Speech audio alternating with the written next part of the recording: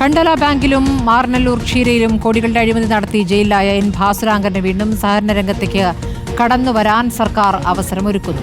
അടുത്ത മാസം 16 നടക്കുന്ന മാറനല്ലൂർ ക്ഷീരോത്പാദക സഹകരണ സംഘത്തിലേക്കുള്ള തെരഞ്ഞെടുപ്പിൽ 1-ാം നമ്പർ വോട്ടറാണ് പശുവോ തൊഴുത്തോ ഇല്ലാത്ത എൻ ഭാസുരാങ്കൻ. ഭാസുരാങ്കന് പശുവോ തൊഴുത്തോ ഇല്ലെന്ന് കണ്ടെത്തിയ സർക്കാർ പ്രാഥമിക അംഗത്വത്തിൽ നിന്ന് പുറത്താക്കിയിരുന്നു. അതിനു പിന്നാലെയാണ് ജയിലിൽ നിന്ന് പുറത്തിറങ്ങിയ ഭാസുരാങ്കനെ സജീവമാക്കാൻ CPIയുടെ ക്ഷീരവികസന വകുപ്പിന്റെ ചട്ടവിരുദ്ധ നീക്കം. റിപ്പോർട്ടർ എക്സ്ക്ലൂസീവ് വാർത്തയുടെ വിശദാംശങ്ങളുമായി GV പ്രസാദ്. ഇപ്പോൾ CPIക്ക് ഭാസുരാങ്കനെ ഒഴിവാക്കാൻ പറ്റാത്ത സാഹചര്യമെന്നാണോ മനസ്സിലാക്കേണ്ടത്? എങ്ങനെയാണ് ഇയാൾ വോട്ടർ പട്ടികയുടെ ഭാഗമാകുന്നത്?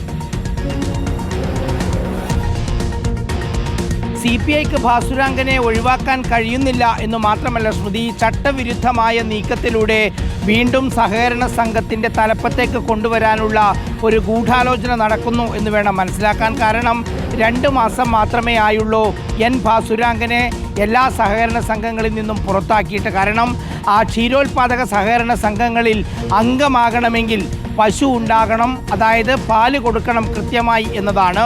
പക്ഷെ ഭാസുരാങ്കന് ഒരു പശു പോയിട്ടൊരു തൊഴുത്ത് പോലും ഇന്നേ വരെ ഉണ്ടായില്ല എന്ന കണ്ടെത്തലിലേക്കാണ് സർക്കാർ എത്തിയതും ഒടുവിൽ ഭാസുരാങ്കനെ പുറത്താക്കിക്കൊണ്ട് ഉത്തരവിറക്കുകയും ചെയ്തത്.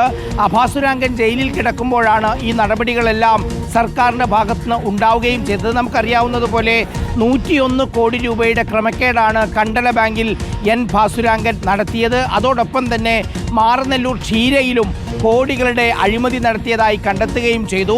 അതിന് പിന്നാലെയാണ് ED അന്വേഷണത്തിൻ്റെ ഭാഗമായി ഈ ക്രമക്കേടുകൾ കണ്ടെത്തുന്നതും സ്ഥിരീകരിക്കുന്നതും ഒടുവിൽ ഏതാണ്ട് 1 വർഷത്തോളം ജയിലിൽ കിടക്കുകയും ചെയ്യുന്നത്.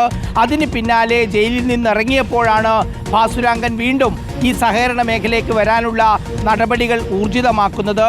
അതിൻ്റെ ഭാഗമായിട്ടെന്നോണം അടുത്ത മാസം 16-ന് മാറനല്ലൂർ ക്ഷീരോത്പാദക സഹകരണ സംഘത്തിലേക്ക് നടക്കുന്ന തെരഞ്ഞെടുപ്പിൻ്റെ വോട്ടർ പട്ടികയിൽ ഇടം നേടി എന്നതാണ്. 1-ാം ക്ലാസ് മെമ്പർമാർക്കാണ് വോട്ട് ചെയ്യാനുള്ള അർഹത.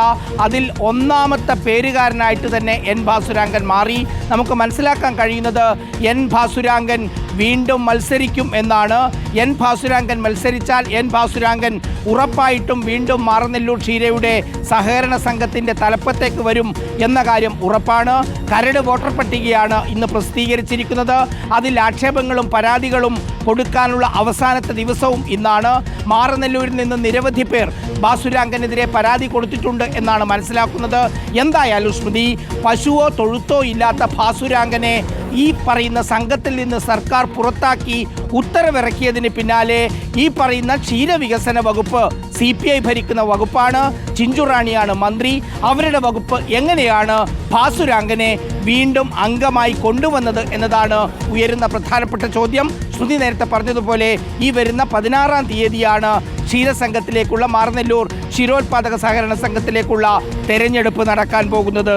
ശ്രുതി പ്രസാദ്, ഇപ്പോൾ ഇയാൾ ജയിലിലായിരുന്നപ്പോഴും ഭാസുരാങ്കന്റെ പേരിൽ പാൽ അളന്നു എന്നടക്കമുള്ള വിവരങ്ങളാണല്ലോ പുറത്തിറങ്ങുന്നത്. ഇതിൽ വോട്ടർ പട്ടികയിലേക്ക് ഈ പേര് വരുമ്പോൾ അതിനെക്കുറിച്ച് എന്താണ് ക്ഷീരവികസന വകുപ്പ് മന്ത്രിയുടെ പ്രതികരണം? മന്ത്രിയെ നമുക്ക് വിളിച്ചു കിട്ടിയില്ല. പക്ഷേ വകുപ്പിൽ നിന്ന് മനസ്സിലാകുന്നത് അതിനെക്കുറിച്ച് അറിയില്ല എന്നുള്ള പ്രതികരണമാണ് വകുപ്പിൽ നിന്ന് ചോദിക്കുമ്പോൾ നമുക്ക് മനസ്സിലാകുന്നത്. എന്തായാലും ഒരു ഔദ്യോഗിക സ്ഥിരീകരണമായി അതിൽ വന്നില്ല. അത് നമ്മൾ തേടുകയാണ്. ആ പ്രതികരണം നമ്മൾ എടുക്കുകയും ചെയ്യും. നേരത്തെ ശ്രുതി പറഞ്ഞതാണ് അതിലെ പ്രധാനപ്പെട്ട പോയിന്റ്.